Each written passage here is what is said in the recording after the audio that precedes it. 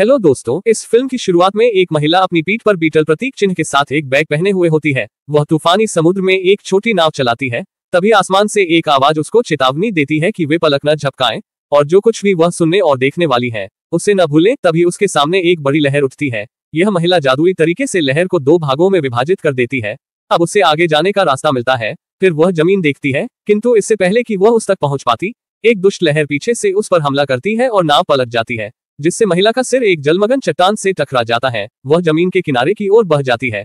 वह अपने झुंड से आने वाली आवाज से जाग जाती है और अपने बैग के भीतर रखे बच्चे को सांत्वना देती है, जो वास्तव में उसका बेटा होता है। उसका नाम कुबो होता है। उसकी एक ही आंख होती है। अब समय बीतता है और हम 10 साल बाद कुबो और उसकी माँ को देखते हैं, जो चट्टानों पर एक गुफा में रहते हैं, जहां वे किनारे पर बहकर पहुंचे थे। कुबो अपनी माँ की देखभाल करता है, जो चोटों के कारण काफी कमजोर हो गई होती है। वह अपनी खोई हुई बाईं आंख पर एक पैच पहनता है और उस पर एक कपड़ा बांधता है, जिससे वह बचपन में लिपटा हुआ था, जो उसके पिता का था। दिन के दौरान कुबो स्थानीय लोगों से मिलने जाता है। अपनी माँ की जादुई क्षमताएं विरासत में मिलने के बाद कुबो एक समुराई योद्धा हिंजो के बारे में शानदार कहानियां सुनाता है। दरअसल कुबो एक कहानीकार था। उसकी कहानी ग्रामीणों ने बड़ी दिलचस्पी से सुनी। कहानी में कुबो सभी को बताता है कि बहुत समय पहले एक समुराई योद्धा था जो अकेला रहता था, क्योंकि उसके परिवार और सेना को मून किंग ने धोखे से मार दिया था। इसलिए वह बदला लेने के लिए शक्तिशाली हथियार की तलाश में जाता है, जिसमें कवच के 3 जादुई टुकड़े होते हैं, अटूट तलवार, कवच और हेलमेट, जिसकी मदद से मून किंग को हराया जा सकता था। किंतु इससे पहले कि समुराई योद्धा उन 3 हथियारों को प्राप्त कर पाता, मून किंग के जानवर ने उस पर हमला कर दिया। फिर ठीक उसी समय घंटी बजती है और कुबो घर भाग जाता है। शाम को वे एक साथ खाना खाते हैं। कुबो की माँ उसके पिता हिंजो के बारे में उसे एक कहानी सुनाती है, कैसे वह कुबो को उसके दादा मून किंग से बचाते हुए मारे गए। वह कुबो को बताती है कि उसके पिता उसी की तरह एक महान योद्धा थे।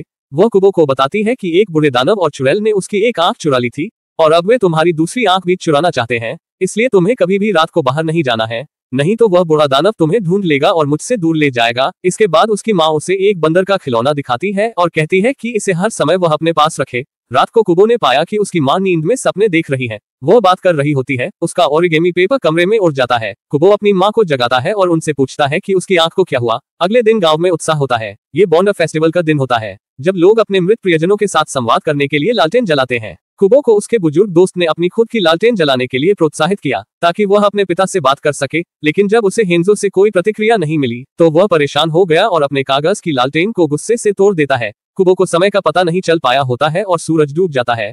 अब इस जगह पर कुबो की माँ की जुड़वा बहनें, जो चुड़ैल होती है, वे भयानक अंधेरी धुंध कर देती है। वे कुबो को अपने साथ जाने का इशारा करते हुए दिखाई देती हैं। अब कुबो गांव की ओर भागता है। चुड़ैल उनका पीछा करती हैं। उन्हें जो कुछ भी दिखाई देता है वे उसे नष्ट कर देती हैं। कुबो की माँ सही समय पर अपने बेटे को बचाने के लिए आ जाती है। वह कुबो को पंख देने के लिए अपने जादू का उपयोग करती है। अब जैसे कुबो उड़ता है, वह अपनी माँ को चुड़ैल का सामना करते और ऊर्जा के एक शक्तिशाली विस्फोट में गायब होते देखने से पहले उसके बालों का एक कतरा पकड़ लेता है। उसके बाद कुबो एक जमी हुई बंजर भूमि पर उठता है। वह देखता है कि एक मादाहिम बंदर उसके ऊपर खड़ी है। वो समझाती है कि उसकी माँ चली गई है और उन्हें यहाँ से जाने की जरूरत है। यहाँ और चुड़ैल आ सकती है। बंदर कुबो को एक व्हेल शव के पास ले जाता है, जहाँ वे रात के लिए आश्रय लेते हैं और व्हेल स्टू पर दावत करते हैं। मंकी बताते हैं कि वह कुबो का आकर्षण था, जिसे उसकी माँ के आखिरी जादू ने जीवंत कर दिया था। अब हमें हिंजो के जादुई कवच की खोज करनी होगी। ये केवल एक ही चीज है जो मून किंग के खिलाफ कुबो की रक्षा कर सकती थी। जब कुबो बंदर को अपनी माँ के बाल दिखाता है, तो वह उसे एक कंगन में बुनती है। कुबो और बंदर को पता चलता है कि उनकी नींद के सपने में कुबो ने एक ओरिगेमी को जीवित कर दिया था। हिंजो की मूर्ति जो चुपचाप उनके लिए एक रास्ता बताती है। मंकी हिंजो पर बिल्कुल भी विश्वास नहीं करता, किंतु कुबो उस पर विश्वास करता है। वह कहता है कि हमें उसका अनुसरण करना चाहिए। रास्ते में कुबो अपने ओरिगेमी और शमी का उपयोग उस गंभीर बंदर को परेशान करने के लिए करता है। उसे अपने जादू को नियंत्रित करने की चेतावनी देता है। कुबो को एक विशाल भरिंग द्वारा अपहरण किए जाने के कुछ ही समय बाद ओरिगेमी हिंजो को देखना चाहता था। वे दोनों उस भरिंग के बारे में पूछते हैं, किंतु वह उन्हें कुछ भी बताने में असमर्थ था, क्योंकि उसे अपने बारे में कुछ भी याद नहीं था, क्योंकि कुछ साल पहले उसे शाप दिया गया था। वह कहता है कि हिंजो उसका मालिक है, ये जानने के बाद कि कुबो हिंजो का बेटा है। बीटल ने कुबो को उसकी आखिरी सांस तक बचाने की कसम खाई। वह उनकी खोज में शामिल होने को कहता है। बीटल के धनुष कौशल को देखने के बाद बंदर अनिच्छा से सहमत हो जाते हैं और ओरिगेमी हिंजो तुरंत अपने अगले गंतव्य की ओर इशारा करता है। उन्हें हॉल ऑफ बोन्स के प्रवेश द्वार तक ले जाया जाता है। जब भरिंग इसे छूता है तो वे तीनों एक गुफा में गिर जाते हैं। वहां उन्हें अटूट तलवार दिखाई देती है। बंदर सोचता है कि यह एक जाल है, लेकिन भरिंग किसी तरह उस तलवार को बाहर निकाल लेता है। किंतु तब उन्हें पता चलता है कि वास्तविक तलवार पर एक राक्षसी कंकाल का पहरा था। ये तभी पराजित होता है जब कुबो तलवार खींचने में सफल हो जाता है। उसके बाद गार्जियन के सिर पर कई तलवारों में से एक से हमला होता है, जिससे वह राक्षस मारा जाता है और बीटल बंदर कुबो को गुफा से बाहर लाती है। इसके बाद ओरिगेमी हिंजो उन्हें लंबी झील के किनारे ले जाता है, जहां बंदर और बीटल कुबो की सुरक्षा और जादुई क्षमताओं पर बहस करते हैं। कुबो इस अवसर का लाभ उठाकर अपनी योग्यता साबित करता है और पत्तियों से एक विशाल जहाज बनाता है ताकि वे झील पार कर सके। जैसे ही वे रवाना होते हैं, बीटल कुबो को दिखाता है कि मछली पकड़ने के लिए धनुष और तीर का उपयोग कैसे करना है। बंदर तलवार का उपयोग करता है, जो उनकी पकड़ को काटने के लिए अटूट होता है। कुबो अपने दोस्तों के बीच बैठकर भोजन साझा करके खुश होता है, क्योंकि उसने पहले कभी ऐसा नहीं किया था। फिर ओरिगेमी हिंजो पानी की सतह के नीचे अभेद्य कवच का स्थान बताते हैं। बीटल इसे पुनः प्राप्त करने के लिए स्वेच्छा से काम करती है। कुबो उसे एक ऐसे प्राणी के बारे में चेतावनी देता है, जिसके बारे में उसकी माँ ने उससे बात की थी। वह झील में रहता है, उन आंखों का उपयोग करके जो आपको गहराई से देखती है। वह जीव आपको हमेशा जलमग्न रहने के लिए लुभाने के रूप में छवियां दिखाता है। उस पर बीटल कहती है, मैं हमेशा इस बारे में सावधान रहूंगी, और वह पानी में गोता लगाती है। उधर कुबो की दोनों चींटियां कुबो की तलाश में थी। थोड़ी देर बाद जैसे ही तूफान आता है, ये देखकर कुबो को लगता है कि भरिंग मुसीबत में है और वह बीटल के पीछे जाता है। उसे बचाने के लिए बंदर भी कुबो के साथ जाना चाहते थे, किंतु कुबो की एक चींटी ने उससे पीछा करने से रोक दिया। वहां वे युद्ध करना शुरू कर देते हैं। बहन बंदर का मजाक उड़ाती है और हिंजो के प्यार में पड़ने के कारण कुबो की माँ को गद्दार कहती है। इस लड़ाई में बंदर घायल हो जाता है, किंतु अंततः वह बहन को हराने में सफल हो जाता है।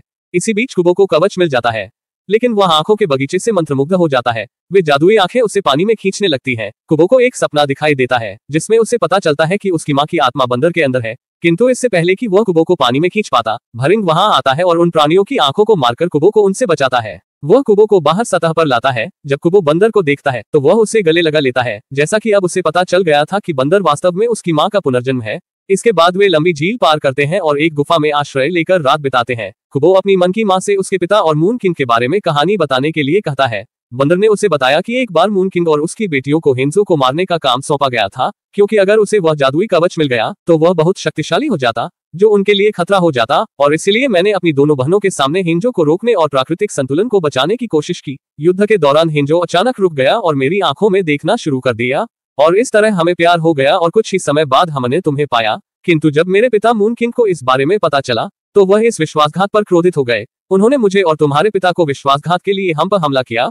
उन्होंने तुम्हारी एक आंख चुरा ली, किंतु तुम्हारे पिताजी बहुत बहादुर थे, जिन्होंने हमें बचाने के लिए अपनी जान दे दी। वह बताती है कि किसी तरह वह उसे सुरक्षित रखने के लिए अपने जादू का उपयोग करके भागने में सफल रही। सरियातो उसे बताता है कि मून किंग उसकी दूसरी आंख भी चाहता है, ताकि वह अपने पोते के रूप में उसका स्वागत कर सके और उसके राज्य में उसके साथ रह सके। कुबो के सो जाने के बाद सरियातो बीटल को बताती है कि उसने कुबो को पहले अपनी पहचान नहीं बताई थी, क्योंकि जो जादू उसे जीवित रख रहा था वह अब लुप्त हो रहा होता है। बीटल ने कुबो के चले जाने के बाद उसकी देखभाल करने का वादा किया। इस बीच कुबो को एक ज्वलंत सपना आता है, जहां उसकी मुलाकात एक बुजुर्ग अंधे व्यक्ति से होती है, जो शमी पाप खेल रहा होता है। वह भूतिया आदमी कुबो को कवच का आखिरी टुकड़ा ढूंढने को कहता है। वह हेलमेट उसके पिता के महल में पड़ा है, जहां वह रहा होगा। कुबो उत्साहित होकर उठता है और मंकी और बीटल को इस बारे में बताता है।